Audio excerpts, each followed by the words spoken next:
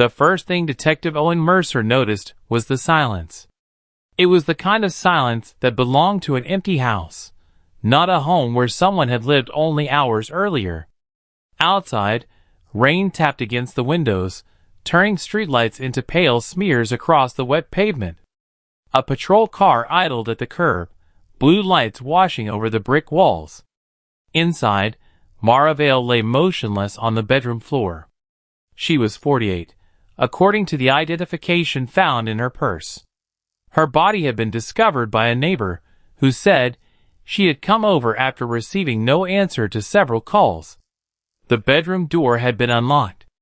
Nothing appeared obviously broken or disturbed.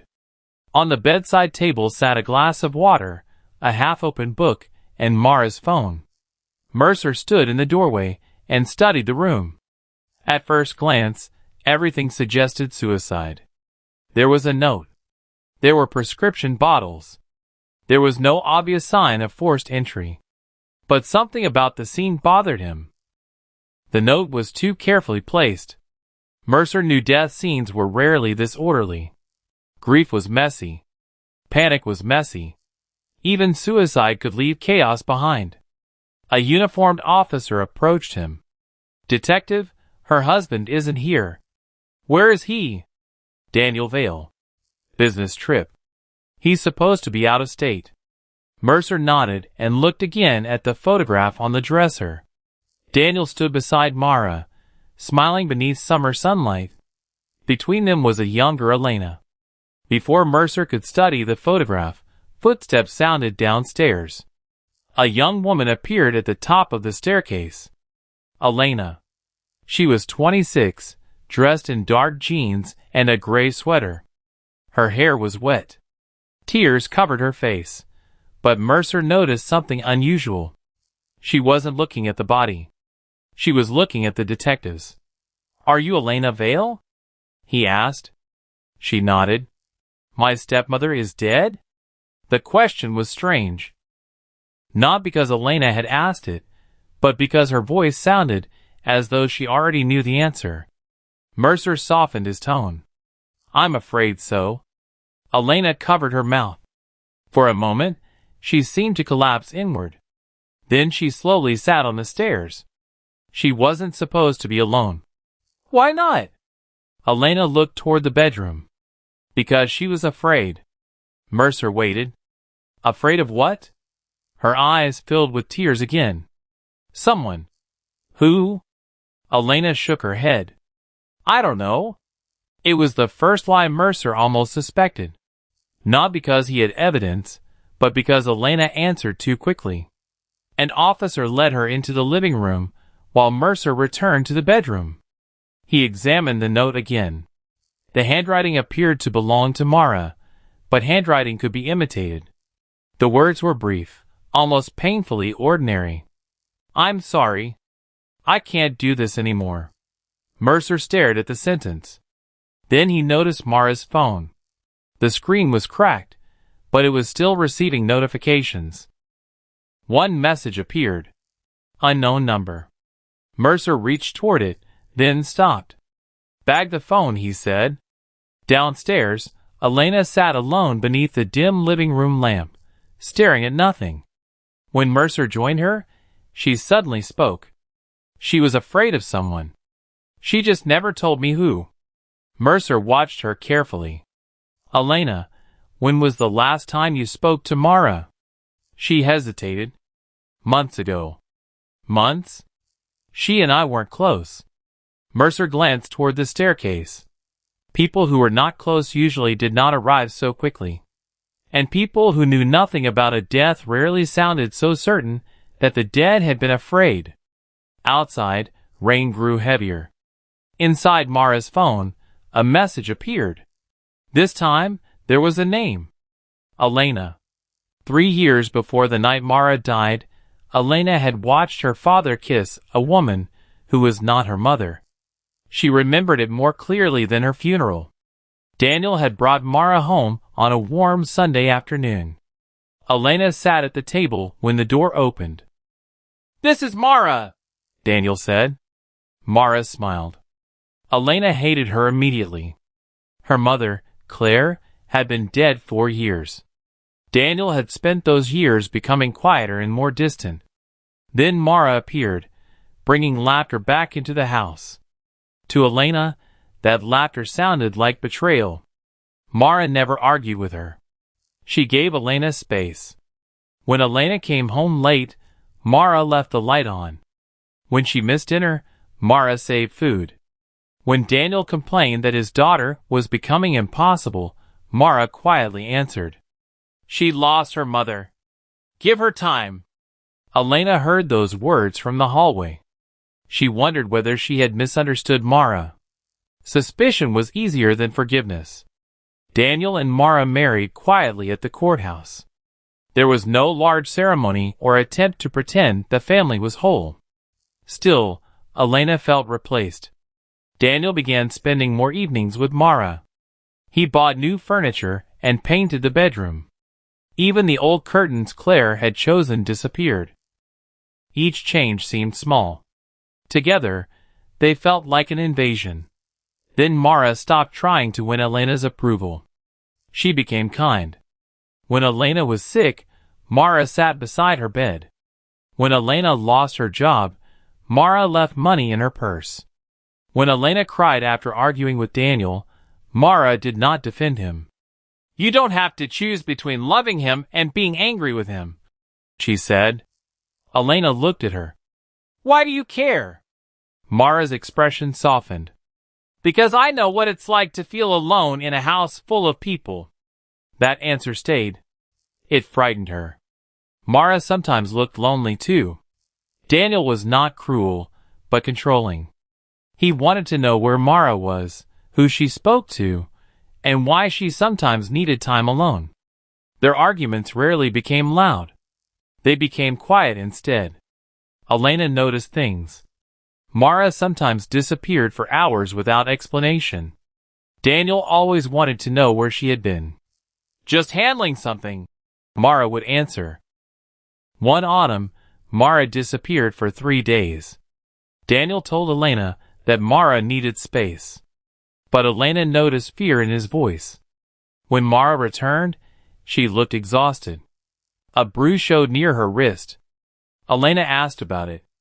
"It was nothing," Mara said. That night, Elena heard Mara arguing on the phone. "I told you it was over." A pause. "No. You cannot keep doing this." Then Mara whispered, "Please don't contact me again." The next morning, she acted as though nothing had happened.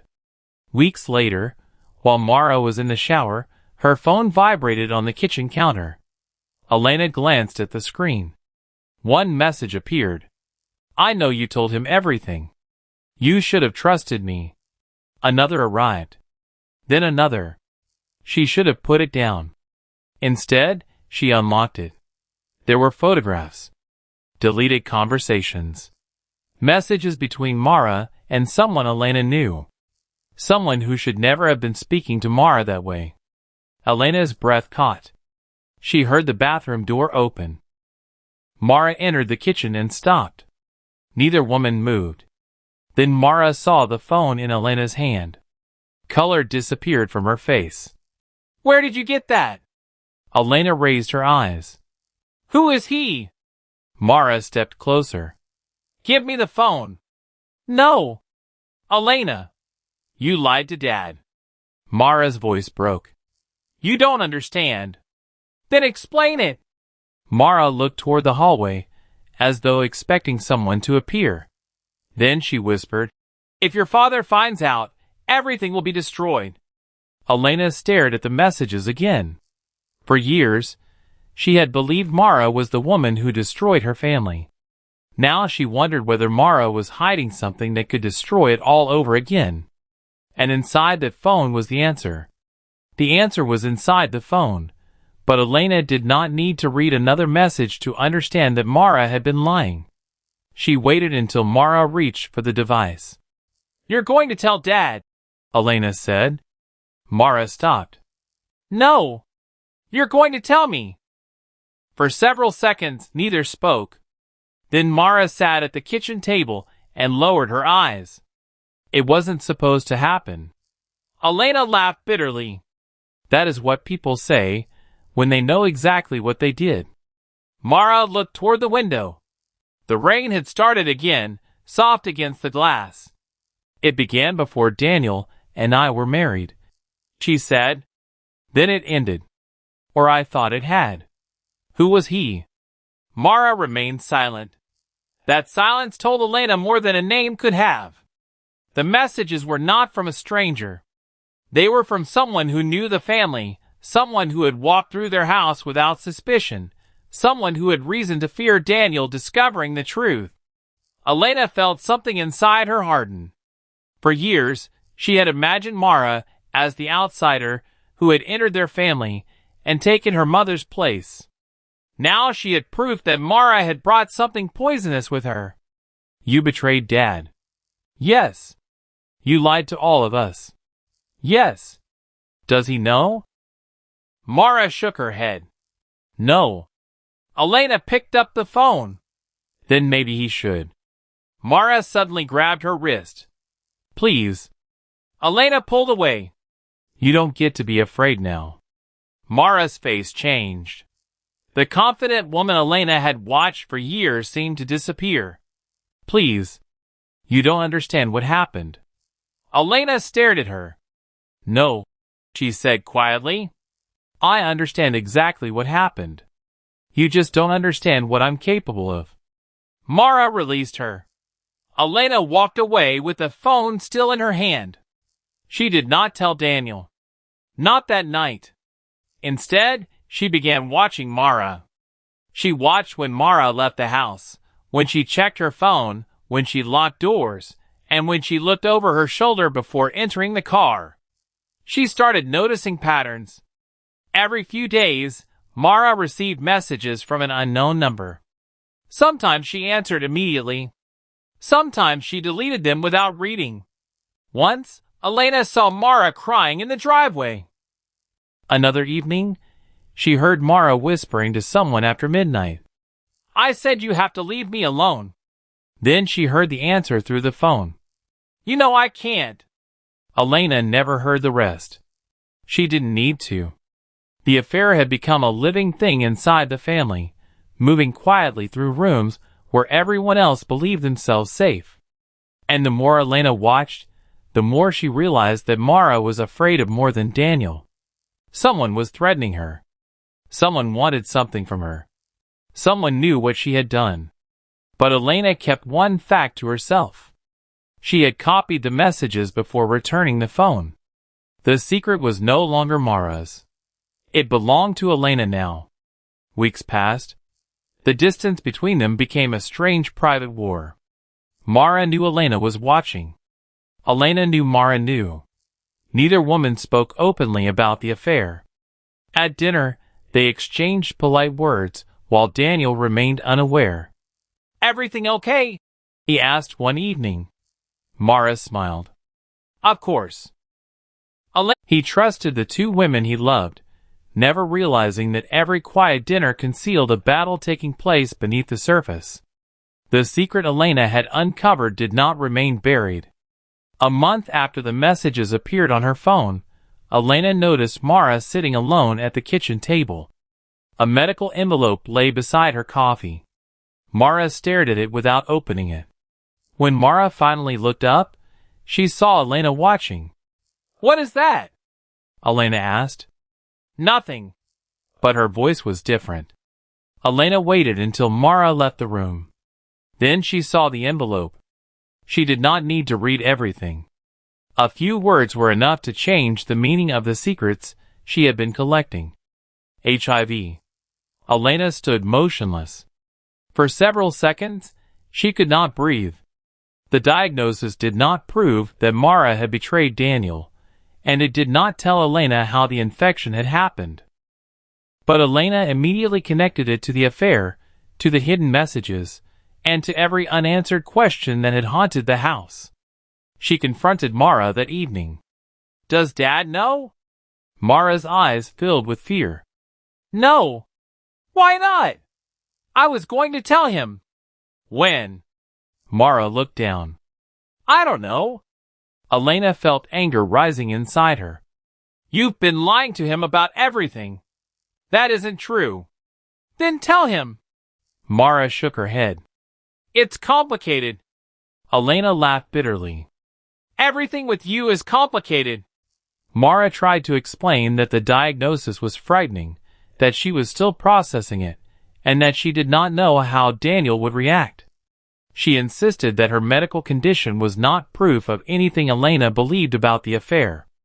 Elena heard none of it. She heard only another excuse. Over the following weeks, Elena's thoughts became darker.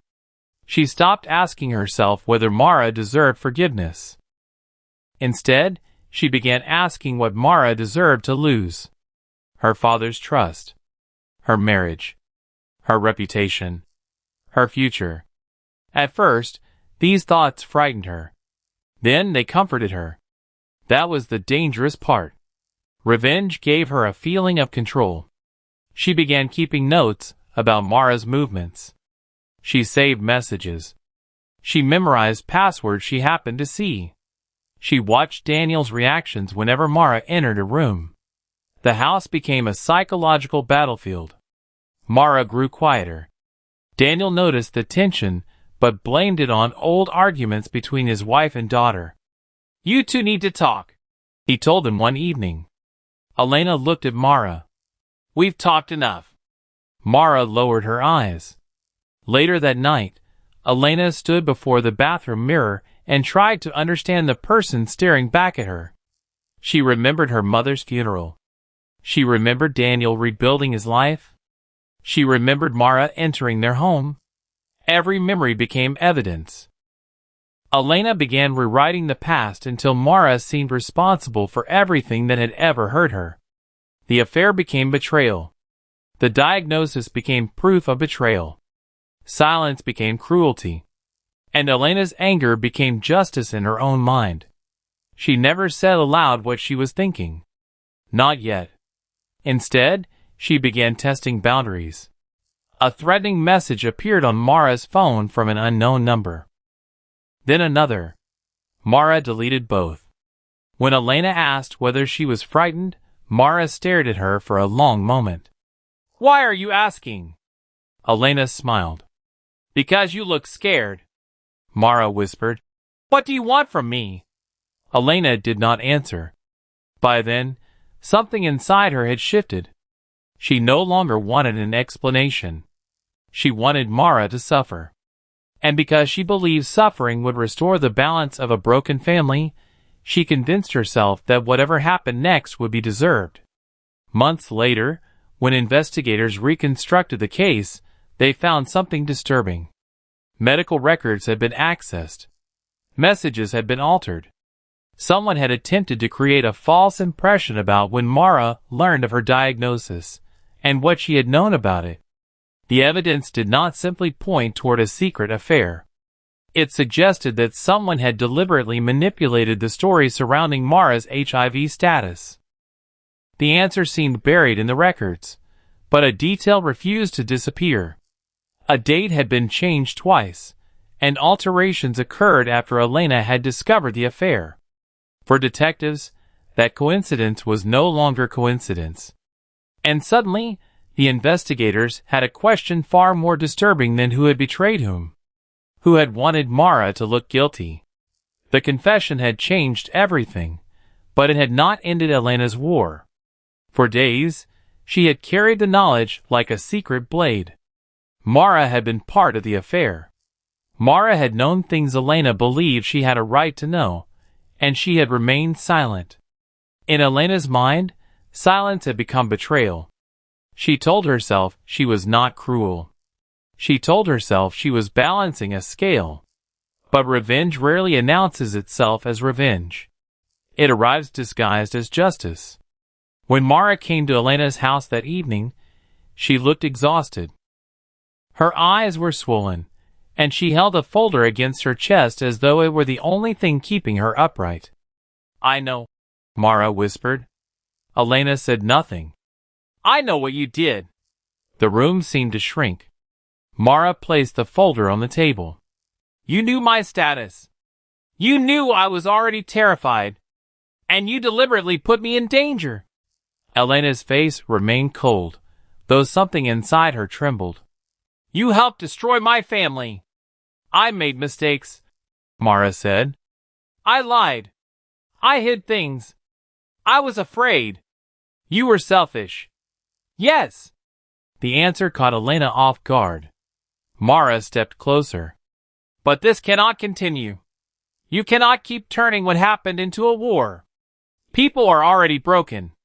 You are becoming something none of us can survive. Elena laughed bitterly. Now you want mercy? I want you to stop. You should understand fear, Elena replied. Maybe then you'll understand what you helped create. Mara stared at her. I understand fear better than you think. For the first time, Elena saw something different in her expression. It was not guilt.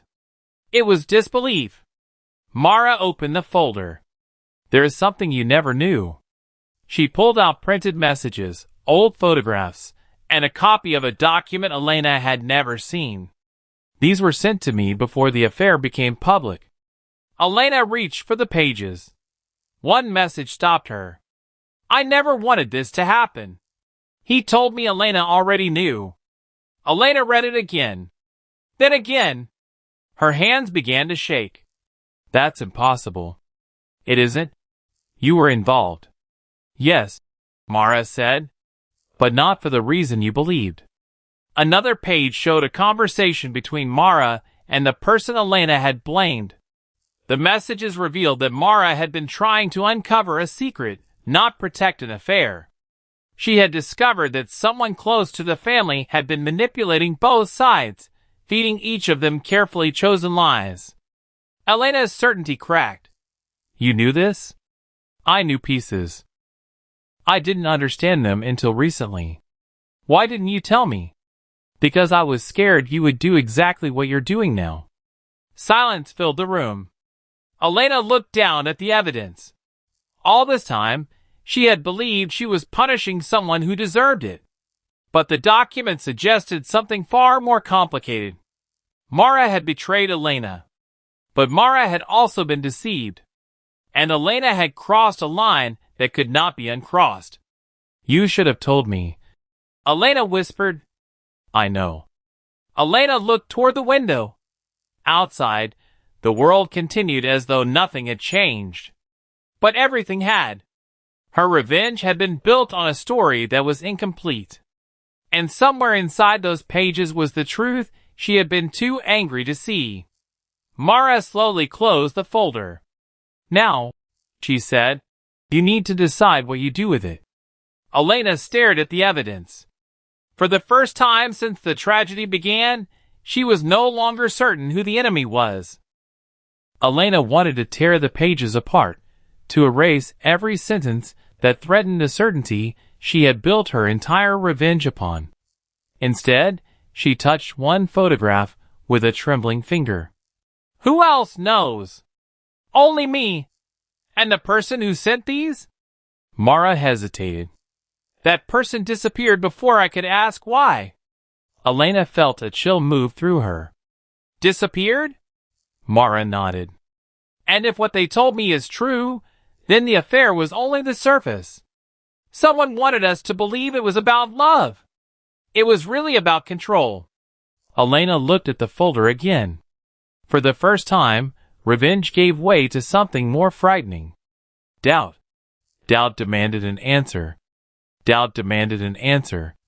Elena stared at Mara across the room, still holding the photograph that had shattered the story she had built inside her head. The house felt strangely quiet. Every sound seemed distant, as though the walls themselves were waiting. What exactly are you going to do? Elena asked. Mara did not answer immediately. Tell the truth. The words landed harder than a scream. I will tell them about the affair, Mara continued. I will tell them what happened before it.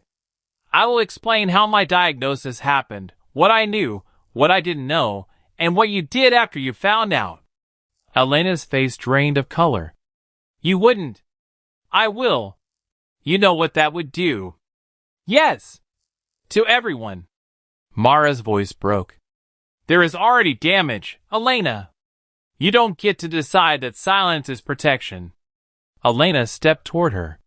You think confession will fix this? No. But lies are what made it worse. Something inside Elena snapped. For years, she had carried grief like a stone. Jealousy had wrapped itself around that grief until she could no longer separate love from possession. Every betrayal had become proof that she was being abandoned. Every secret had become another reason to punish. Now Mara stood in front of her, threatening to expose all of it. You have no idea what I had lost, Elena whispered. I do. No, you don't. I lost people too. Elena shoved the folder from Mara's hands. Papers scattered across the floor. Mara stepped back. Stop. You don't get to threaten me in my own house. I am not threatening you. I'm telling you what I'm going to do. You're trying to destroy me. No. I'm trying to stop you from destroying everyone else. The accusation cut deeper than Elena expected. She moved toward Mara again. Mara raised her hands. Please. Just listen. But Elena was no longer listening. Their voices rose, each sentence dragging another buried wound into the open. Mara accused Elena of turning grief into revenge. Elena accused Mara of betrayal. Old arguments returned with new cruelty. Names were spoken that neither had dared say aloud for years. Then Mara said the one thing Elena could not bear. You were never seeking justice. Elena froze. You wanted someone to hurt because you were hurting. The silence afterward was enormous. Something happened in the next few moments that neither woman could take back. There was a struggle, a cry, a sudden, terrible stillness. Mara fell. Elena stood motionless, staring at her. Mara? No answer. Elena dropped beside her, panic replacing rage so quickly it frightened her. She reached toward Mara, then stopped. Her breathing became shallow. No. She looked around the room. The papers were everywhere. The photograph lay beneath a chair. Mara's phone had fallen near the edge of the carpet. Elena's mind began racing. She thought about the evidence. The messages. The documents. The confession Mara had threatened to make. She gathered what she could find. One by one, she destroyed the things she believed could connect her to what had happened. What Elena did not know was that Mara had anticipated the confrontation. Before entering the house, she had opened the recording app and placed her phone where neither of them would notice it. She had expected threats, perhaps another argument. She had not expected death. Now the phone held something more dangerous than the papers Elena had destroyed. Her voice, unedited and impossible to explain away. And somewhere beyond those walls, the truth was already waiting for the moment someone pressed play. Then she stood in the middle of the room, shaking. She told herself there had been no choice. She told herself Mara had forced her hand. She told herself the truth had died with her. Elena walked toward the hallway. Behind her, the house returned to silence. She did not see the phone beneath the sofa. Its screen was dark. Its recording indicator was still moving. Every word. Every accusation. Every desperate plea. Every moment before the silence. The device continued recording long after Elena left the room. And when the house finally became completely quiet, the recording kept going, waiting for someone to find it. The recording kept going, waiting for someone to find it. By morning, the silence inside the house had become evidence. Daniel arrived after Elena called him.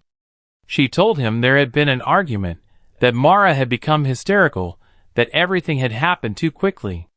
Her explanation sounded rehearsed, even to herself. Police arrived before noon. Detective Harris walked through the rooms without speaking much.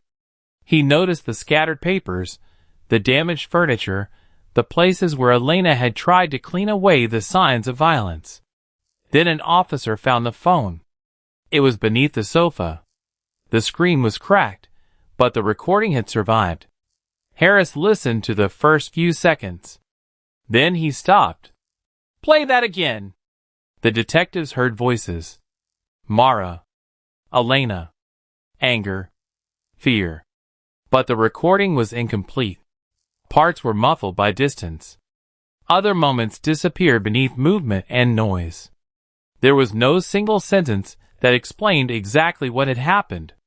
Still, it changed everything. The investigation widened. Phone records showed Mara had contacted someone shortly before arriving. Messages revealed that she had warned Elena she intended to expose the truth. Financial records uncovered payments that Elena had never mentioned. A deleted message placed her closer to Mara than Elena's original timeline allowed. Every answer created another question. Elena remained composed during questioning. "She was unstable," she said. "She had been threatening me for weeks." "Did you fear her?" "Yes." "Did you believe she could hurt you?" Elena looked down. She wasn't herself anymore. It was a convincing performance. Almost too convincing, Daniel noticed.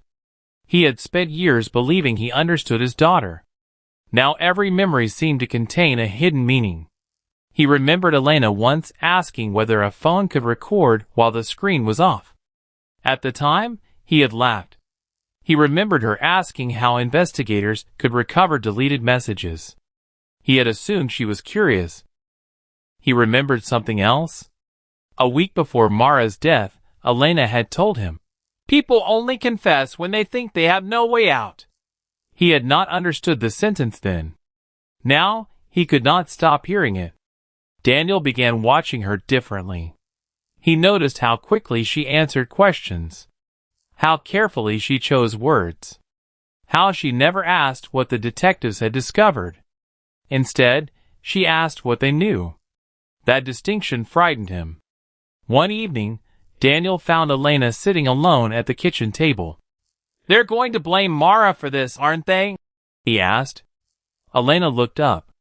"They should know what she was like." "That isn't what I asked." "She was dangerous." "Were you afraid of her?" Elena paused. "I told you." "Yes." Daniel studied her face. His daughter looked exhausted, but there was something else beneath the exhaustion. Calculation. The next morning, detectives confronted Elena with the phone records. She denied everything. Then, they showed her a message recovered from Mara's account. Elena's expression changed for less than a second. It was enough. Harris noticed. "So you remember this conversation?" "No." "You reacted like you did." "I was shocked." "By the message?" "By the accusation."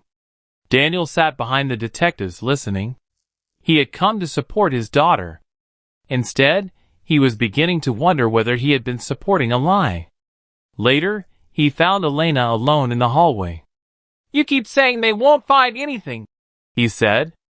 She stopped walking. Daniel's voice was quiet. "Why are you so certain they won't find anything?" Elena froze. For one long moment, neither of them moved. Then Daniel saw it. Not guilt exactly. Fear. And behind that fear was something worse. Recognition.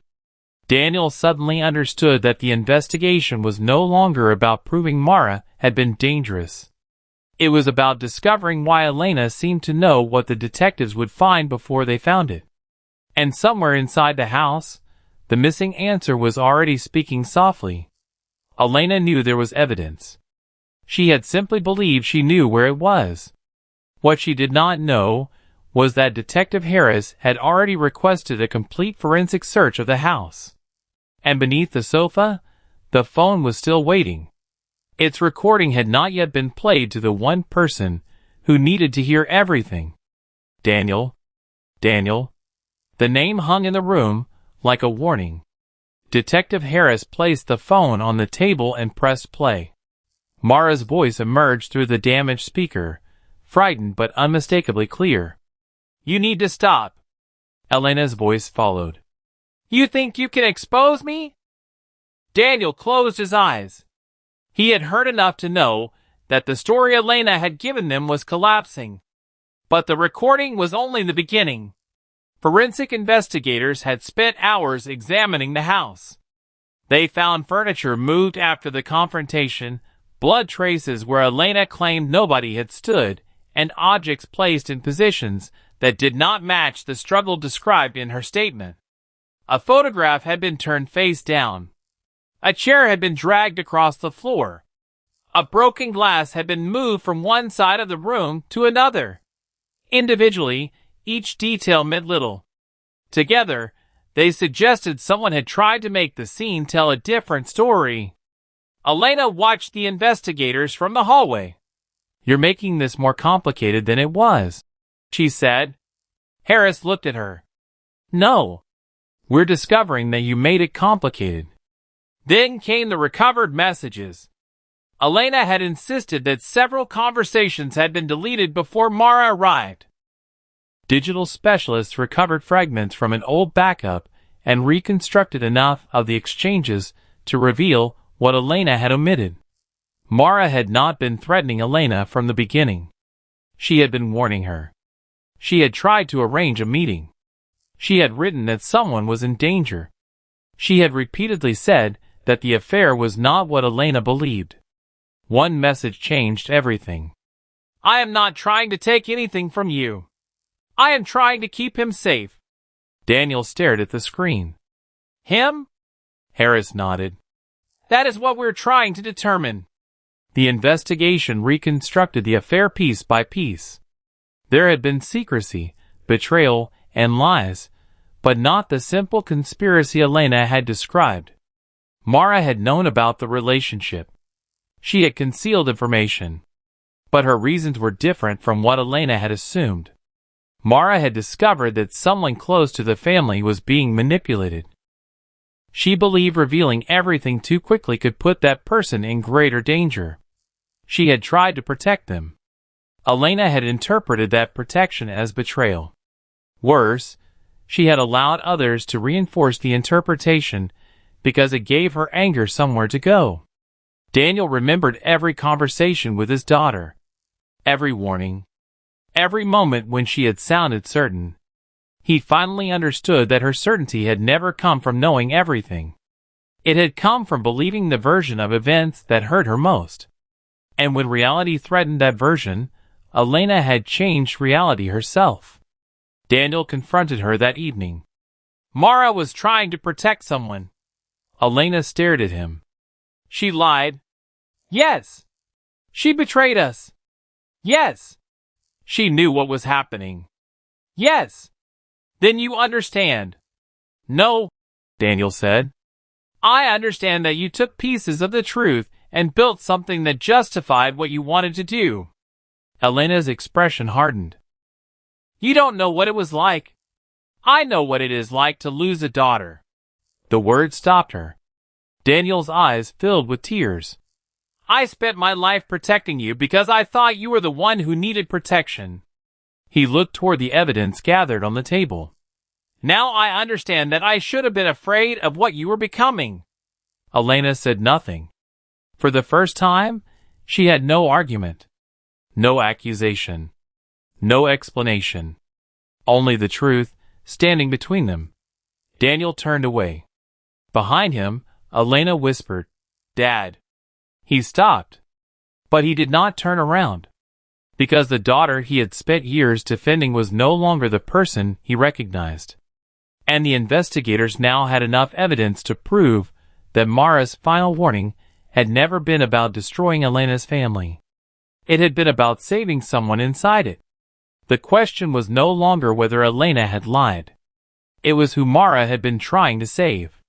And Harris had discovered the answer. It was a name Daniel knew.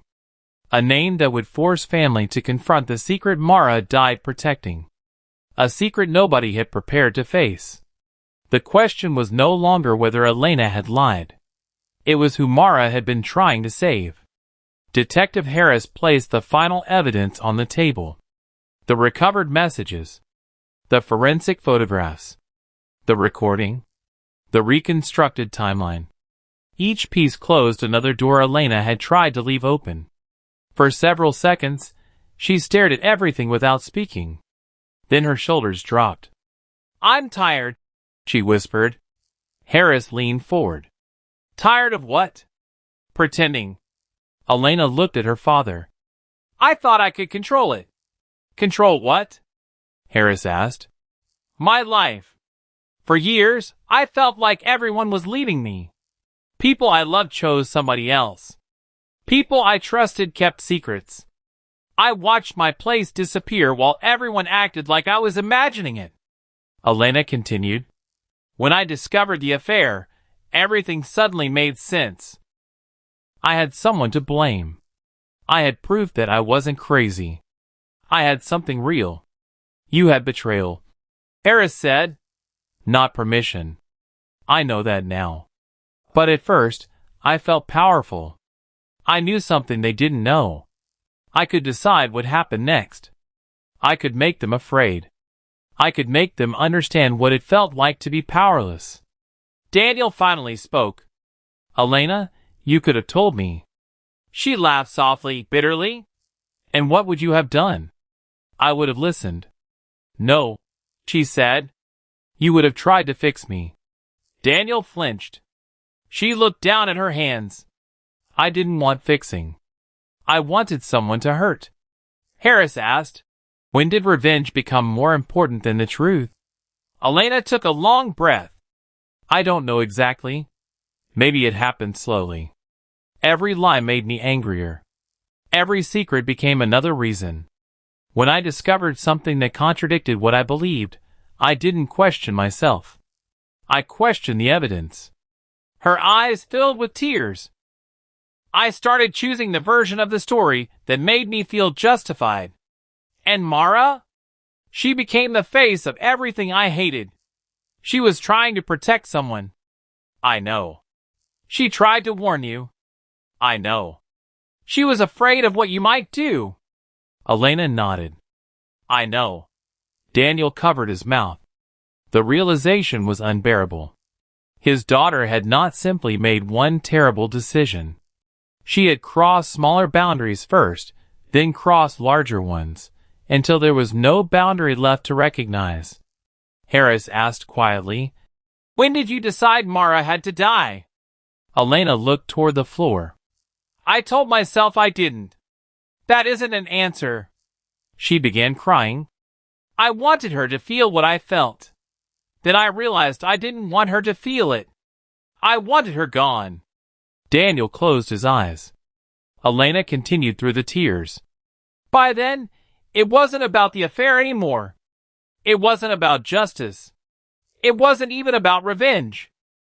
I needed her existence to stop reminding me that I had lost control." Harris remained silent. Elena looked at her father one last time. "I became someone I thought I was punishing." Daniel's voice broke. "I should have seen it." She shook her head. "You couldn't. I was your father. And I was your daughter." Elena whispered, "You kept protecting the version of me you wanted to believe existed." For years, Daniel had believed love meant shielding his family from consequences. Now he understood that sometimes protection could become another kind of blindness. Harris gathered the documents. "Elena, I need you to understand something. Your reasons may explain what happened. They don't erase it. I know. And your confession will be part of the record. I know." Elena looked toward the doorway. For the first time, there was no anger in her face. Only exhaustion. The war was over. No final punishment could undo what she had done. Only consequences. Daniel stood slowly. He wanted to tell her that he still loved her, but the words would not come. Perhaps because love, without truth, had allowed the lie to survive. As officers entered the room, Elena lowered her head. The handcuffs closed around her wrists. And somewhere beyond the station walls, Mara's recovered recording waited to reveal one final secret. A secret that would change not only how Elena was judged, but who had truly set the tragedy in motion. The secret that had been waiting inside Mara's recording finally came to light. Detectives discovered that the person Mara had been trying to protect was Daniel himself. Months earlier, Mara had learned that someone had been manipulating Elena's understanding of the affair and feeding her carefully altered information. She had tried to warn Daniel because she believed Elena's grief was being deliberately weaponized against him.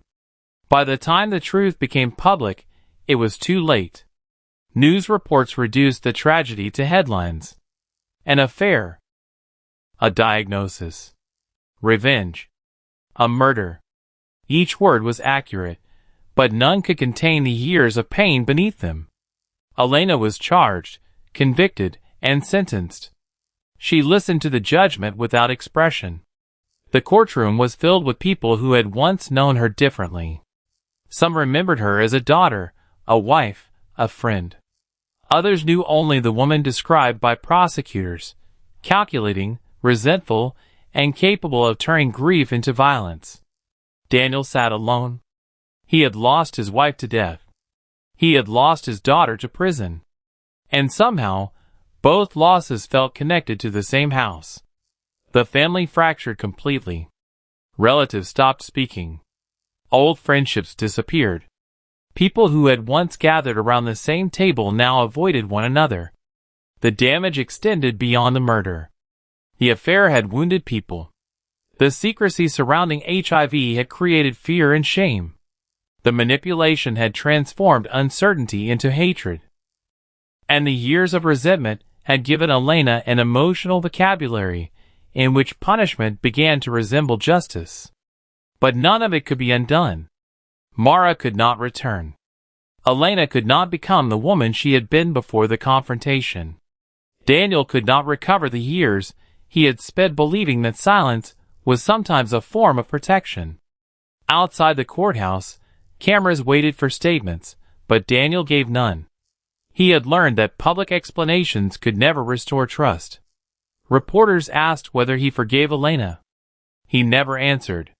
He knew forgiveness was not the same as forgetting, and forgetting was not something he owed anyone.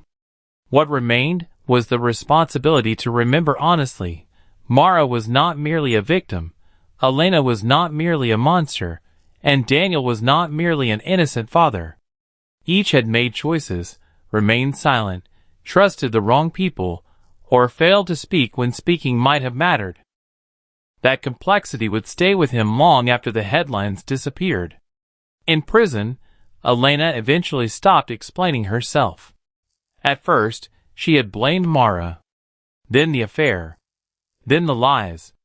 Then the people who had manipulated her. Eventually, there was nowhere left to place the blame. She understood that revenge had promised control, but delivered emptiness. She had wanted Mara to experience fear. Then she had wanted Mara gone. In the end, Elena had destroyed the person she hated and discovered that hatred had destroyed her too. Months later, Daniel returned to the family home for the final time. The property was being sold. He stood outside the gate as evening settled over the street. The rooms beyond the windows were empty. The furniture was gone. The photographs had been packed away. Even the marks left by years of living there seemed to have disappeared. He remembered laughter, arguments, doors closing, phones ringing in the night, secrets whispered behind walls. For years, the house had held everything the family refused to say. Now it held nothing. Daniel looked toward the dark windows and understood that truth had never been the enemy.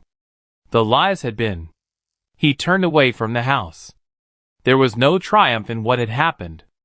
No satisfaction. No victory for the dead, the living, or the people who had spent years believing revenge could repair what betrayal had broken. There was only loss. And silence. Daniel walked toward his car without looking back.